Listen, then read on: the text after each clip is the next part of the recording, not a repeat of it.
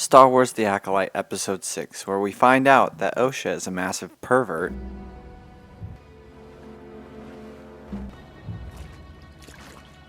Gotta get me some of that bussy. Qimir used to be a Jedi. You speak as if you were a Jedi. I was, a long time ago. It was a really long time ago. And his master betrayed him. Where'd you get that scar? Someone who threw me away. Your Jedi Master? What?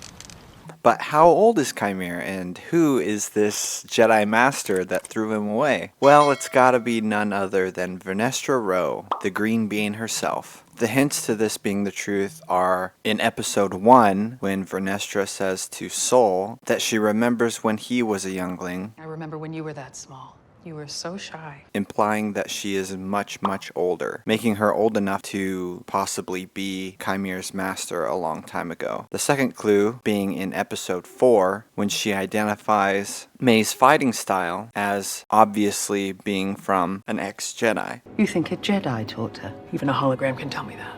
And the final clue being the scar on Qimir's back, which is in a unique enough shape to make me believe that the only thing that could cause this scar is Vernestra's whip,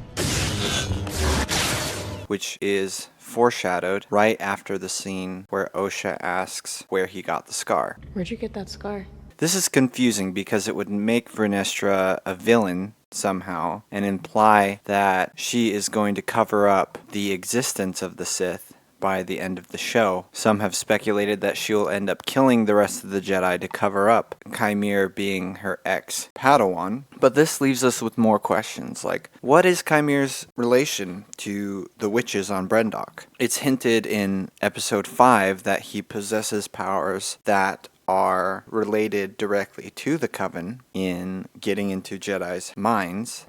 He gets into your head and he stays there. My mother could do that. Get inside a Jedi's head. But this episode overall leaves us with more questions, which is frustrating because this is the episode where I thought we would actually start to get some answers to the questions like, what actually happened on Brendok? Who is Qimir? What is Sol hiding from Osha? Was Osha's mind wiped or tampered with somehow by the Jedi? What is it that Torben was so guilty over that he would end up ending his own life? And what exactly are Qimir's motivations when it comes to the twins and having a new pupil? Feels good, doesn't it? To hold one in your hand again. This episode ends up wasting a ton of time, dragging itself out, not answering any of these questions, and at times, the hand of God reaches down from the heavens to actively stop the plot from moving forward and to stop actual conversations from being had. Count them, everything. Coruscant 5112 to pilot GX8, you are cleared for transmission.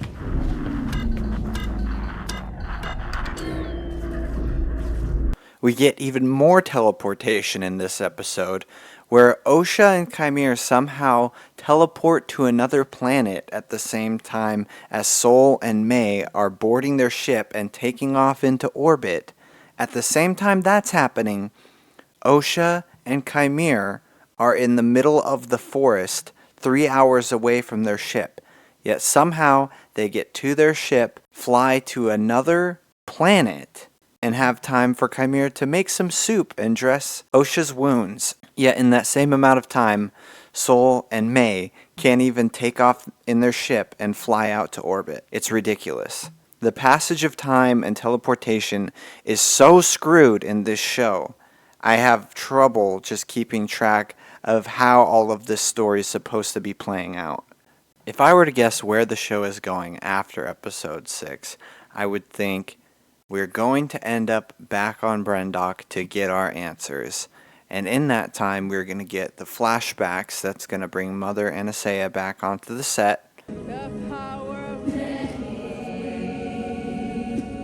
While this horrific show tries to drag out its story even longer by purposefully withholding information from the audience, and will go to extreme lengths to keep that information from being discussed by the characters in the show. Somehow Vernestra and Sol are going to end up back on Brendok for the finale. I'm not sure if it'll be packaged as a 2-part episode, or if they could spend even more time withholding information from the audience in episode 7 to try to drag out this mystery that everyone already knows the conclusion to. Like, seriously, people that love the show, people that hate the show, everybody is on the exact same page. The Jedi did something that was shady on Brendok, and that has led to the outcome of the story. Everybody knows this, even though it hasn't been said in the show at all. It's been barely hinted on, yet everybody assumes this because the writing is so poor that that's the only possible conclusion to how the story plays out. Like, what could possibly be so bad to make Torben end his own life? It doesn't make any sense. It has to be the case that the Jedi did something horrifically evil, and that in turn is going to justify the things that Maya's done, even though she's attempted to murder multiple people, innocent people at the bar. In episode 1, she attempted to murder them, and who knows what other crimes she has committed on her quest for revenge.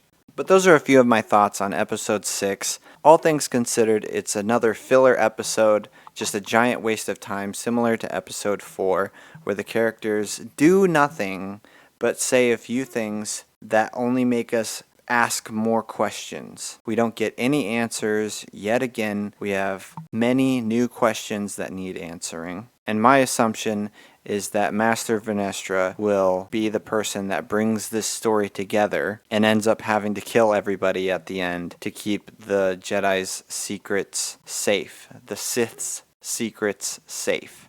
Can't wait for episode 7, where we get more of the same, probably more questions, probably no answers. This show is driving me crazy. What do you think? Let me know what you think about the Acolyte in the comments section. Like the video if you liked it, and we'll catch you next time.